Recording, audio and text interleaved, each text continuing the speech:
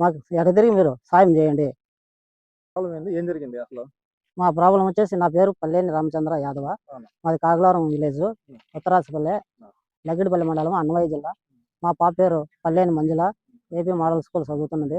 10th class exam రాస్తున్నది. Girls high school centre రాస్తున్నది. మేము ఏదో ఇంటి వద్ద ఉన్నాము. అతని అబ్బాయి మా ఊరేను, కాగలవరం విలేజ్, కొత్తరాసిపల్లెను, పక్కింటి అబ్బాయిను. అతని పేరు రాళ్ళపల్లి మహమ్మద్. మీకు ఎట్లా తెలిసింది ఆ అబ్బాయి ఆ అబ్బాయి సెంట్రల్ ఎగ్జామ్ నుంచి బయటకు వస్తానే ఫోన్ చేసినాడు. అతని సెల్లుతోనే ఫోన్ చేసినాడు. మా సెల్లుకు ఫోన్ చేసి మళ్ళా మామ నేను గిన్నె మాట్లాడేది అని మాట్లాడినాడు. నా కూతురు మా నాయన నువ్వు ఎక్కడుండో అర్జెంటుగా వచ్చాయి ఇట్లా ఇని అనింది. సరేలమ్మా నేను పలానా కాడ వస్తానా అనే కొద్దికి రాళ్ళపల్లి మహమ్మద్ నాతో మాట్లాడినాడు. ఫస్ట్ మా భార్యతో మాట్లాడినాడు. మళ్ళీ ఎవరో నాకు దిక్కు తెలియదు, ఇతను మాట్లాడుతున్నా అని అన్నాడు. సరే నేను ఫోన్ చేసి సరే ఎవరు కాదు నా పక్కన పిల్లోడేను అని. సరే నువ్వు ఎవరు నువ్వు ఫోన్ చేస్తావు నా చెల్లుకు అన్నాను. ఆయన తర్వాత మామ నేను అన్నా. ఎవరు నువ్వు? నాకు మామ ఫోన్ పెట్టు అన్నా. సార్ ఫోన్ పెడతానే రాళ్ళపల్లి మహమ్మద్ అతను నాకు ఫోన్ చేశాడు. మామ నేను అన్నాడు. నువ్వు ఎవరు నన్ను మామ అంటావు? ఫోన్ పెట్టు అన్నా. ఫోన్ పెట్టా అనే లోపల నా కూతురు నాయన నేను అర్జెంటుగా ఎక్కడ ఉన్నావు నువ్వు వచ్చేయి, నేను ఇక్కడ పక్కన ఉన్నాను అని. సరేలమ్మ దగ్గరలో వస్తాను అని చెప్తే అంత లోపల ఒక 2 నిమిషాల్లో మళ్ళీ కాల్ చేస్తే స్విచ్ ఆఫ్ చేసినాడు. ఇంతకు ముందు మా పాప ఒక 6 నెలల కింద ఇంటికి దొడకపోయినాను. ఇట్లా ఏదో పెదవా అంటే దొడకపోయినాను.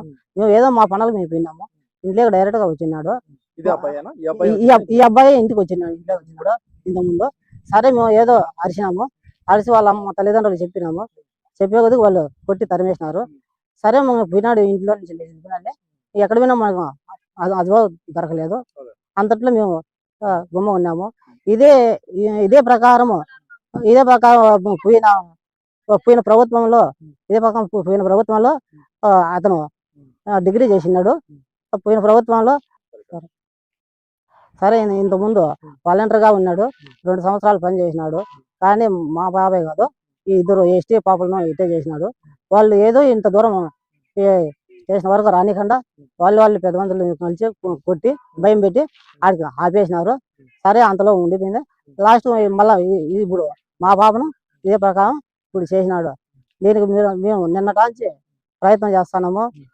నిన్న 1 గంట కాంచి ప్రయత్నం చేస్తున్నాము. కంప్లైంట్ ఇచ్చినాము, అన్ని చేసినాము. సారోళ్ళు సరేలే అని తడిపెడతాంటే కానీ సరే సహకరిస్తాంటే కానీ మా ఇప్పుడు దొరకస్తాం రేపు దొరకస్తాం మాకు ఎక్కువ ధైర్యం చెప్పడం లేదు.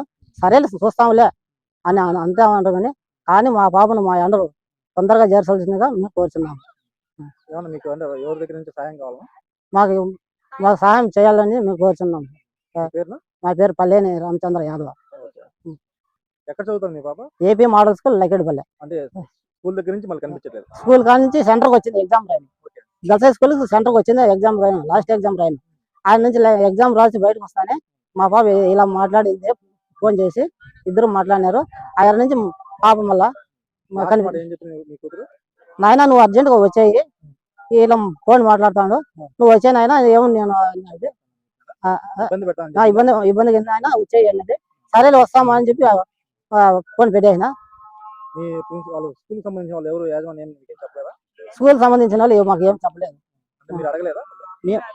మేము ఫోన్ చేస్తే వార్డు మేడం నాయన మీ పాప టైం 1:10 అవుతాను కానీ మీ పాప ఇక్కడ రాలేదు, నువ్వు మటుకు హాస్టల్ వద్ద రా అన్నారు. కానీ మేము హాస్టల్ కాడికి పోకుండా ఆడికి రానప్పుడు ఎందుకులే మీరు ఉండాలా పోయినారా అని చెప్పి సరేలే మీ మీద కూడా ఇస్తాంలే అని చెప్పి డైరెక్ట్ మాకు వెనుక ముందు ఎవరు లేరు. వెనుక ముందు చుట్టాలు లేరు, బంధువులు లేరు. మాకు తెలిసిన వాళ్ళు కూడా ఎవరు తెలియదు. మా సహకారం అంటే ఏం తెలియదు. మా ప్రయత్నం కాడికి వచ్చి వాళ్ళ కాళ్ళ గడవలు పట్టుగా రాయించినాం. కానీ వాళ్ళు త్వరలో ఇంత అయిపోద్దు రేపని తడిపెడతాండ్రు. మాకు ప్రయత్నం చేస్తాండ్రు. కానీ మేము వాళ్ళని నమ్ముకొని మేము గుమ్మగొండ మాకేం తెలియదు కాబట్టి మేము గుమ్మగొండ ఏదో మీ సహాయం వచ్చిన కాడికి మాకు సహాయం చేయండి. మండలం లక్కిడిపల్లి మండలం, కాగలవరం విలేజ్, కొత్తరాసిపల్లి. కానీ నాకు ఉండేది ఒక బిడ్డే. ఆ బిడ్డ కోసం నేను బతుకుతున్నాను. ఆ బిడ్డ లేకపోతే నేను ఎలా బతకాలి? నా బిడ్డ లేకపోతే నేను ఎవరి కోసం బతకాలి? బతికే ఎలా బతకపోయాను ఎలా?